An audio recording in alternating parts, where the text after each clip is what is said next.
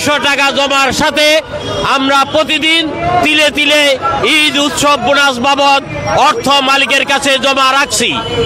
আমরা সেই মালিকের কাছে জমা রাখার কারণেই আজকে স্বভাবতই আমরা আমাদের ঈদ উৎসব বোনাস বছর শেষে দাবি করছি।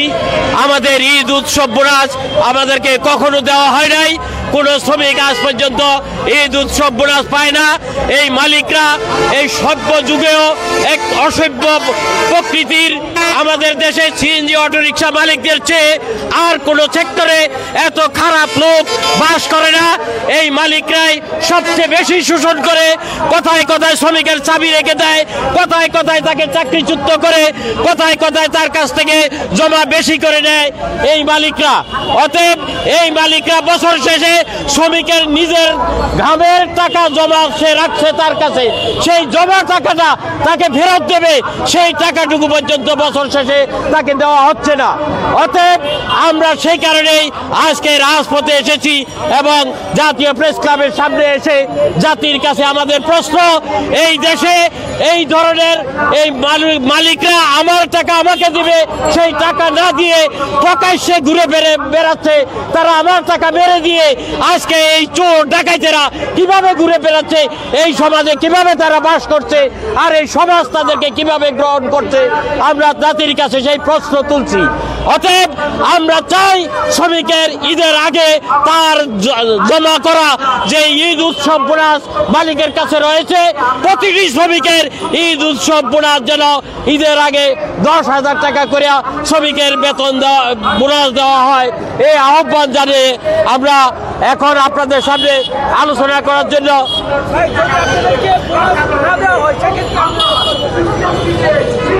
আমরা যদি ঈদ উৎসব বোনাস আমাদের আজকের দাবির পরে যদি আমরা ঈদ উৎসব বোনাস না পাই, আমরা সারা ঢাকায় পর্যবেক্ষণ করব কতজন শ্রমিক ঈদ উৎসব বোনাস পেয়েছে আর কতজন পায়নি।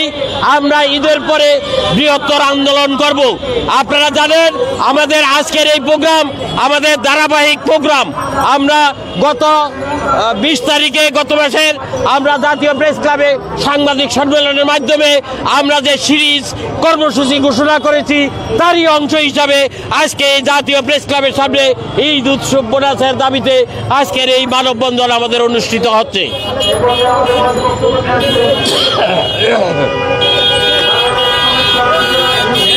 দর্শক, আসলে আপনারা যেমনটি শুনতেছিলেন এবং আপনাদেরকে দেখানোর চেষ্টা করেছিলাম, ঈদের আগে সিএনজি চালক এবং অটো রিক্সাদের 10,000 টাকার বোনাসের দাবিতে তারা কিছু সংখ্যক লোকজন কিন্তু তারা সিএনজি চালক এবং অটো চালকরা কিন্তু রাস্তায় এসে তারা মানববন্ধন করছে প্রেস ক্লাবের সামনে। এবং আরেকজন বাইরের কথা আমরা শুনতে চাইব।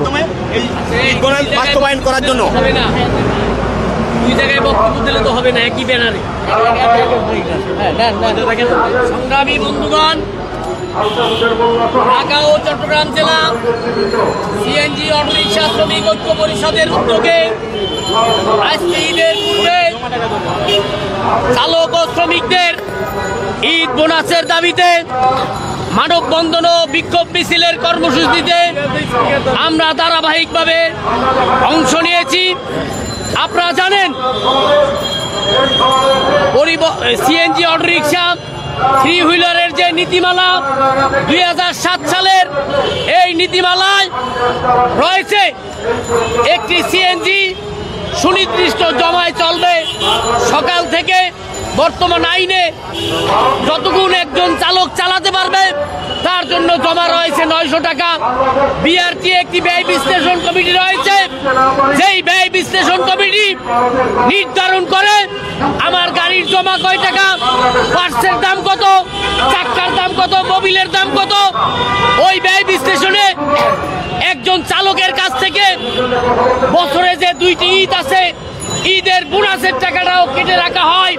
কিন্তু অতি দুঃখের বিষয়, ওই মালিকরা মধ্যযুগীয় কায়দায় চালক শ্রমিকদের উপরে নির্যাতন নিপীড়ন করে, কিন্তু ঈদের টাইম আসলে ঈদ বোনাস দেওয়া হয় না। কোন চালকদের মাত্র একদিন গাড়ি ফ্রি দেওয়া হয়। কিন্তু আমরা বারবার বলে আসছি, রাষ্ট্রকে বুঝিয়েছি, ওই যোগাযোগ সচিব, বিআরটি এর চেয়ারম্যান সহ যারা দায়িত্বে আছেন তাদের বলেছি, মালিক সমিতির নেতৃবৃন্দকে হুঁশিয়ার করে বলেছি, আমার ঈদ বোনাস আমি প্রাপ্য, আমি আল্লাহর রাস্তায় চাই না। আমার পকেটের টাকা আপনি আমাকে ঈদের টাইমে দিবেন, তা নিয়ে কেন গরিবুচি করেন? এই মালিকরা এক গাড়ির মালিক 100 গাড়ির মালিক হয়ে গেছে, আর একজন চালক আজকে 20 বছর 25 বছর গাড়ি চালানোর পরেও উনি চালকই রয়ে গেছেন। ওরা মধ্যস্বত্বভোগী, এরা ঈদ বোনাস দিতে চায় না। তাই আমাদের ঢাকা ও চট্টগ্রাম জেলা সিএনজি অটোরিকশা শ্রমিক ঐক্য পরিষদের যে আন্দোলন সংগ্রাম, এই আন্দোলন সংগ্রামে আমরা ধারাবাহিকভাবে সংবাদ সম্মেলনের ভিতর দিয়ে কর্মসূচি দিয়েছিলাম যে আমাদের ঈদের আগে 10,000 টাকা ঈদ বোনাস দেওয়া হোক।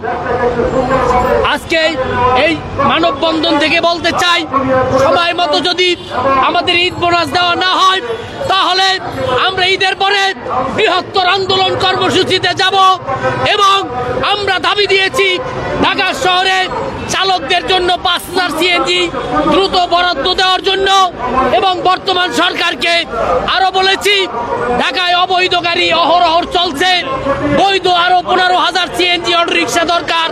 15,000 গাড়ির জন্য আমরা সরকারকে স্মারকলিপি দিয়েছি, দ্রুত এই গাড়িগুলো দেওয়ার সিদ্ধান্ত নিতে।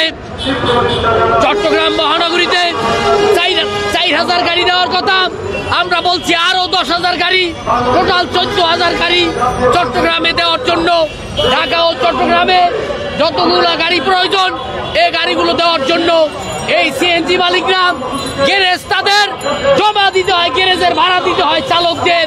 ন্যাক্কারজনক বিষয়, এদেশের দেখার মতো কেউ নাই, সাংবাদিক, প্রশাসন, রাষ্ট্র যারা দায়িত্ববান রয়েছে কেউই দেখে না। তাই আমরা ঢাকা ও চট্টগ্রাম জেলা সিএনজি অটোরিকশা শ্রমিক ঐক্য পরিষদের নেতৃবৃন্দ হয়ে আমরা বলে দিতে চাই, সময় মতন আমাদের সকল দাবিগুলো যদি মেনে না নেওয়া হয় তাহলে আমরা বৃহৎ কর্মসূচি দেব, আমাদের দাবি আমরা আদায় করে ছাড়বো। এই বলি আমি আমার বক্তব্য শেষ করছি।